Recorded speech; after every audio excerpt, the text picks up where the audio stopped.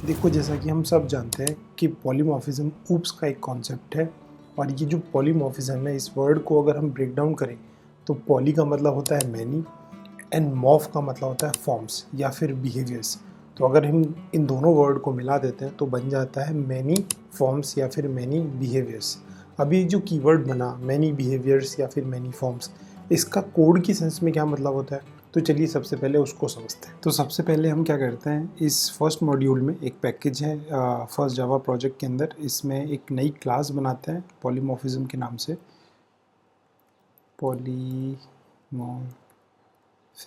और इसमें main method भी बना लेते हैं।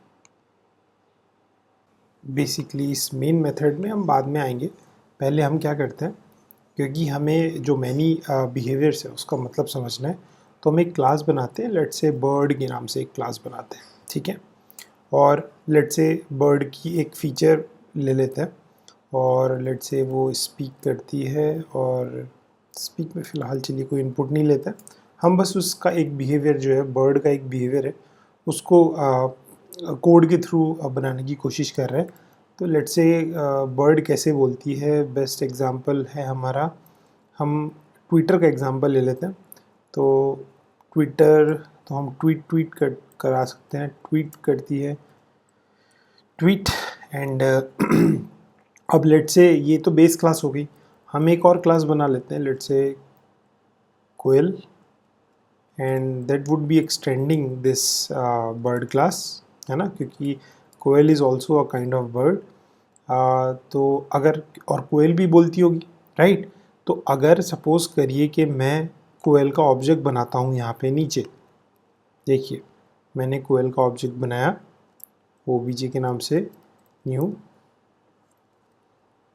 और इस ओबीजे से अगर सपोज़ करिए मैंने स्पीक का ये जो फंक्शन है ये कॉल किया, तो देखिए इसका जो आंसर आएगा ना, वो आएगा, इसको चलिए जो प्रोजेक्ट एक्सप्लोरर है इसको मिनिमाइज़ कर देते हैं, और हमारा ट्वीट इसका आंसर आ रहा है। बट कोयल तो ऐसे बात नहीं करती, but as Koyal is extending bird class, तो ये वाला जो फंक्शन है इसकी एक्सेसिबिलिटी भी कोयल के पास होगी।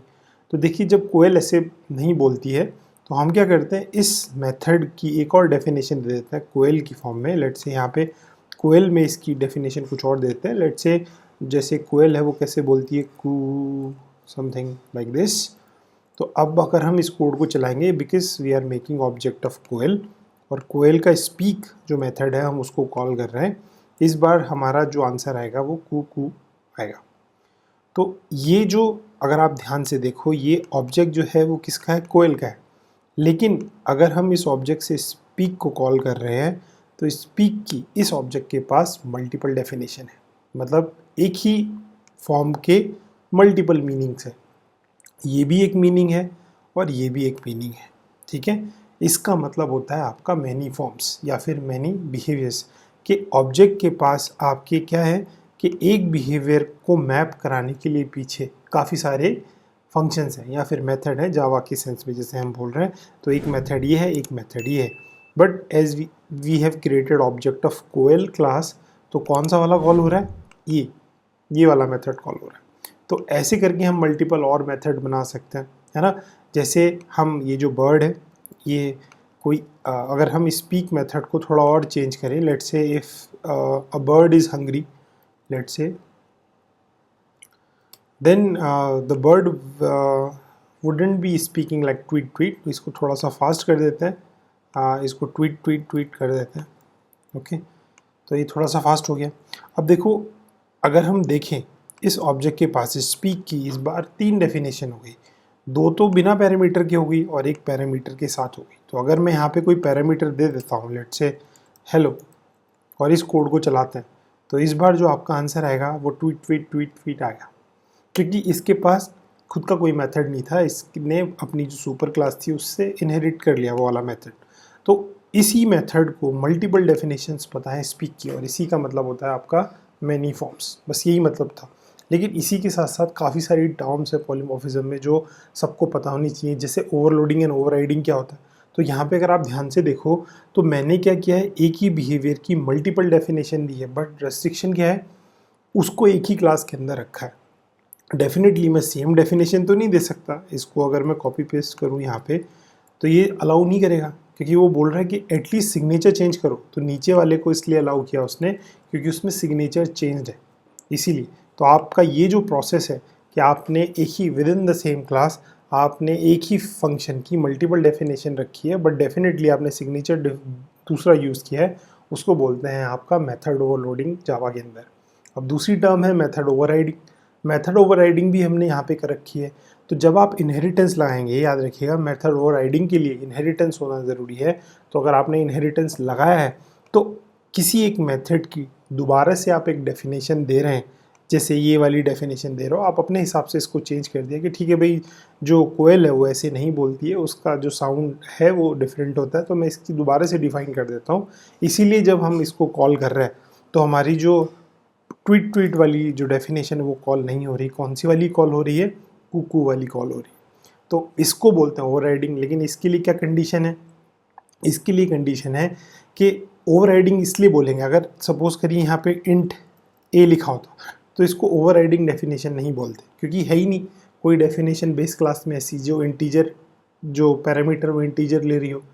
तो इसको ओवरराइडिंग डेफिनेशन इसलिए बोल रहे हैं क्योंकि ये जो डेफिनेशन है ना, ये इस सेम सिग्नेचर के साथ एग्जिस्ट करती है सुपर क्लास में, बट इसके अंदर लॉजिक कुछ और लिखा है। जैसे यहाँ पे कुछ और लॉजिक लिखा है, यहाँ पे कुछ और लिखा है, इसको ओवरराइडिंग बोलता है। तो ओवरराइडिंग की क्या कंडीशन है? इनहेरिटेंस होना ज़रूरी है, सेम सिग्नेचर का मेथड आपने नीचे यूज़ करना है सब क्लास में, और डेफिनेशन कुछ और देनी है। तो ये दोनों टर्म भी क्लियर हो गई। अब दो टर्म और है, उसके बिना पॉलीमॉर्फिज्म अधूरा है। एक है कंपाइल टाइम पॉलीमॉर्फिज्म और एक है रन टाइम पॉलीमॉर्फिज्म। अब ये दोनों क्या होता है भाई? ये तो समझ आ गया था कि भाई जो हमारा ओवरलोडिंग है और ओवरराइडिंग है वो कैसे होती है। अब ये नई टर्म क्या है, कंपाइल टाइम पॉलीमॉर्फिज्म और रन टाइम। ये बेसिकली टाइप्स हैं पॉलीमॉर्फिज्म के। आपसे कोई क्वेश्चन पूछे कि पॉलीमॉर्फिज्म के कौन कौन से टाइप्स हैं, तो आप क्या आंसर करेंगे? उसका आंसर है कंपाइल टाइम पॉलीमॉर्फिज्म और रन टाइम पॉलीमॉर्फिज्म। अब कंपाइल टाइम पॉलीमॉर्फिज्म का मतलब क्या होता है कि जब आप का जो कंपाइलर है वो ये जो सपोज करिए ये वाली जो कॉल है ये कब बाइंड हो रही है। जैसे फॉर एग्जांपल मैं यहाँ पे कुछ पास कर देता हूँ ABC। तो अगर मैं आपसे पूछूं कि ये वाली जो कॉल है इस ऑब्जेक्ट की, ये कब बाइंड होगी? जब कोड कंपाइल होगा या रन होगा। अब देखो इसकी डेफिनेशन देखते हैं। स्पीक की एक स्ट्रिंग ढूंढनी है, तो क्या इसके पास है? नहीं।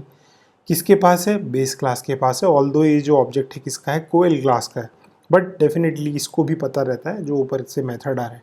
बट ये जो मेथड है इसकी बाइंडिंग कंपाइल टाइम पे हो जाएगी। क्यों? क्योंकि इसका सिग्नेचर का जो मेथड है ना वो एक ही है, तो इसमें कोई कन्फ्यूज़न ही नहीं है और with in the same class available है।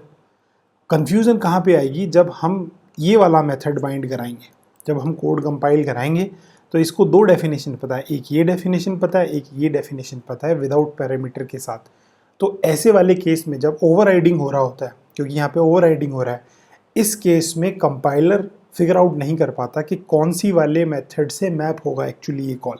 वो किस चीज़ पे डिपेंड करता है कि आपने जो ऑब्जेक्ट है वो किसका बनाया है, ये याद रखिएगा। तो हमने ऑब्जेक्ट बनाया कोयल का, तो डेफिनेटली ये वाला मेथड कॉल होगा, बट कंपाइल टाइम पे इसको नहीं पता होता कि यार क्योंकि दोनों मेथड मैप हो रहे हैं, अब कौन सा वाला कॉल होगा, ये कब रिजॉल्व होगा, ये होता है रन टाइम पे। इसको रन टाइम पॉलीमॉर्फिज्म बोलते हैं। और वो कैसे जज होता है कि आपने जो ऑब्जेक्ट है वो किसका बनाया है। इसको कैसे समझ सकते हैं? लेट से मैंने ऑब्जेक्ट जो है ना वो बर्ड क्लास का ही बनाया है, मैं इसको बर्ड ही कर देता हूँ, हटा देते हैं कोयल को। मैंने क्या किया? रेफरेंस ऑब्जेक्ट किसका बनाया? बर्ड का, लेकिन एक्चुअल ऑब्जेक्ट किसका बनाया? कोयल क्लास का। तो अभी क्या लग रहा है कि ये ऑब्जेक्ट किसका है? बर्ड का।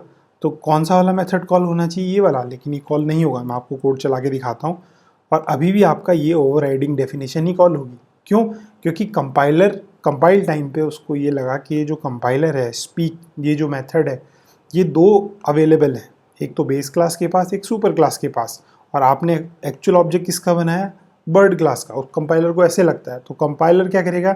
इसकी बाइंडिंग कर देगा किसके साथ? इसके साथ। बट एक्चुअल बाइंडिंग, अगर मेथड की ओवरराइडिंग डेफिनेशन अवेलेबल है तो उसकी एक्चुअल कॉल कब बाइंड होती है? रन टाइम बाइंडिंग के टाइम पे, या फिर रन टाइम पॉलीमॉर्फिज्म बोलते हैं। और वो किस पे डिपेंड करती है? राइट साइड में आपने कौन सा ऑब्जेक्ट बनाया है। तो एक्चुअल में जो ऑब्जेक्ट किसका बना है? कोयल का। अगर ये ऑब्जेक्ट बर्ड का होता तो डेफिनेटली, ये ध्यान रखिएगा, अब इसका आंसर कितनी बार भी चला और ट्वीट ही आएगा। क्यों? क्योंकि इस बार हमने वो ऑब्जेक्ट किसका बनाया है?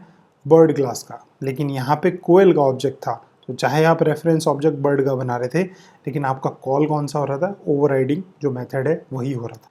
तो ये जो टॉपिक्स हैं, compile time polymorphism, run time polymorphism, overloading, overriding, इनकी और भी एस्पेक्ट्स हैं जो आप फर्दर एक्सप्लोर कर सकते हैं, इसको डिटेल में पढ़ सकते हैं। उसके लिए आप मेरी ये वीडियो देख सकते हैं। अभी तो मैंने ब्रीफ में बताई हैं ये सारी चीज़ें, लेकिन इसको अगर आपको डिटेल में पढ़ना है, और भी एस्पेक्ट जुड़ी हुई हैं इन सब चीज़ों से, तो उसके लिए आप मेरी ये वीडियो देख सकते हैं जिसमें मैंने डिटेल में पॉलीमॉर्फिज्म और इसकी जो एस्पेक्ट्स हैं इनको कवर किया हुआ है।